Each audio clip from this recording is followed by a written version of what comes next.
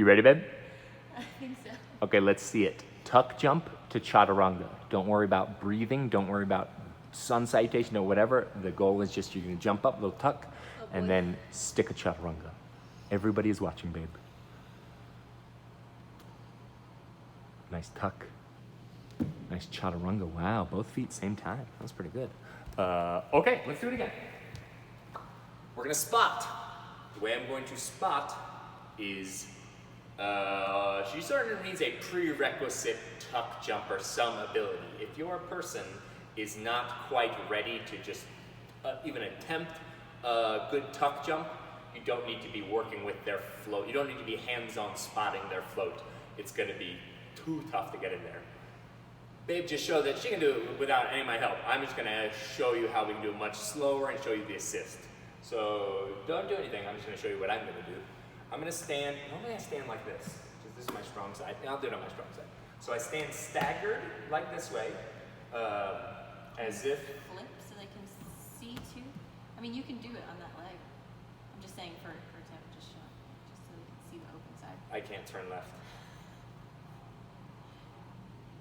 This man needs to be at least 3 times as big. There's been a few Zoolander jokes. So I'm gonna stand this way. The reason I stand with a staggered stance is so that I'm strong to catch if she jumps too hard or not hard enough. I'm not right in front because I'm a little nervous of her feet hitting me in the head, so I'll be a bit staggered and off to the side this way until I can catch her hip bones, get my hands in there, and then when they're there, I'm gonna take one step to be here. This hand will be, will you put your hands down? Or are you gonna hit your chaturanga? Here, Cool. sure. Wherever you wanna do it. So one of my feet is about in line with the fingers here.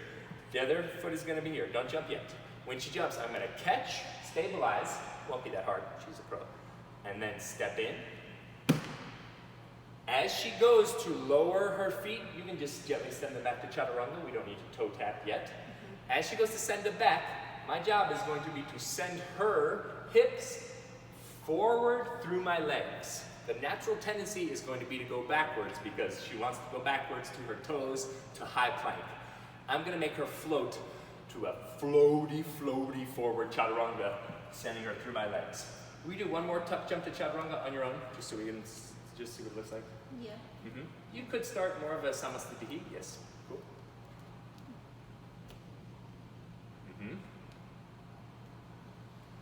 Okay, cool, totally fine.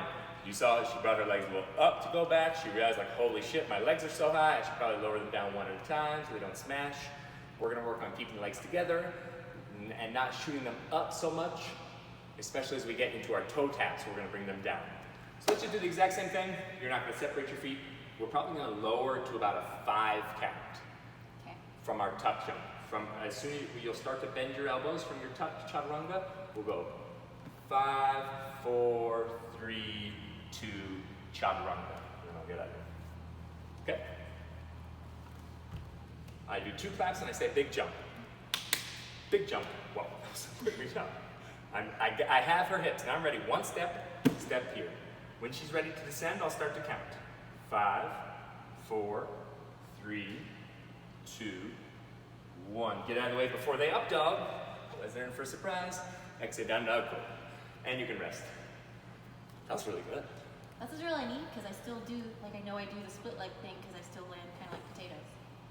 Like potatoes, yeah. Well, we have a lot of potatoes in the training, so it's the norm. It makes normal. sense. It happens. It's smart. I do it too. I do it to my son bees. It makes sense to land on 1 foot, so your other foot can kind of counterbalance. Landing on 2 feet takes a different element of control, and you'll see now as we add in a toe tap, she's going to jump into a tuck, lower her toes to her wrists, and then do the same 5, 4, 3, 2, 1. But this will be from wrist to the toe, toes to the wrists, to float back, not from a tuck to chaturanga. This is gonna be a good one. Yeah. Any clarifying questions? No. Okay. I'm trusting you. Okay, let me make sure I get my claps and say the word big jump before you jump. Okay. Okay. I was looking at the camera when you jumped. Big jump. I've caught her. No, I didn't catch her. I was laughing still. Take this seriously. Okay. Big jump. Okay, I've got her. Step in, she goes for a toe tap, and then 5, 4, 3, flex your feet, 2, flex them, 1, very cool. Beautiful. Okay. Questions? That's hard. Questions? It is hard. It is hard for her. It's not hard for me, but if I'm doing it wrong, it's hard for me and then it'll be hard for her. You need to learn this step. I feel like you're holding a lot of my weight. Catch. There. That's what everybody says. I am holding some of your weight. That's really all that it is. You're not holding all of your weight. So I am holding your weight. You're still holding it too, but learning that pattern, that forward chaturanga. I'm sure if you watch any of those 2 slow eccentrics, she's going so far forward. And part of that is because I'm making her go forward. If I just held her and let her go back, like a back bend or something, and drop back, that would be the wrong direction. I need to send her through my legs. More questions? I have a question. Well, let's do it one more time, and I'm gonna do it the wrong way. How's that sound? You're gonna spot me the wrong way? Yeah. Okay. So what I'm gonna do, I'm gonna start the right way, but then I'm not gonna move my feet. So I'm gonna start like this, and then she's gonna chaturanga, and she's gonna slam her head into my knee. Great example. Big jump. Cool, chaturanga. Yeah, exactly. Great example of what not to do. Get your footwork right. It's so important as teachers that you have a strong foundation, whatever it is that you're going to be doing to your students. You need to be able to be strong with it so that you're not here, so that you have their center of mass. When she's in her tuck handstand, her center of mass is right here in her hips, and that's where I am too. Right? The closer you can get, the better it'll be. Let's show one more time. It's going to be an advanced spotting technique.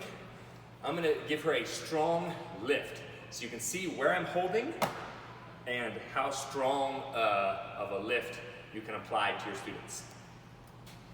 So we'll do a toe tap. Wait, don't jump yet. We'll do a tuck jump to a toe tap. And then you keep your toes there on your wrist. And I'm just going to apply a strong spot. You're not going to, don't lift your feet up. Okay, keep them heavy. Okay, keep 2 claps. Big jump. I got you. I'm going to step in here. Toe tap. I'm going to put my knees to her shoulders and try to lift her up off the ground. It's a strong spot. You can see she's kind of leaning into me. It's almost like an acro yoga thing. I'm going to put her back down here. Your pants are a little slippery, babe. Hands back down, and we can just fold back down. Each other. So that's the idea. If I need the extra support, you don't need to lift them that much, but clearly you can hold you can hold all the weight. Yeah. Thank you, babe.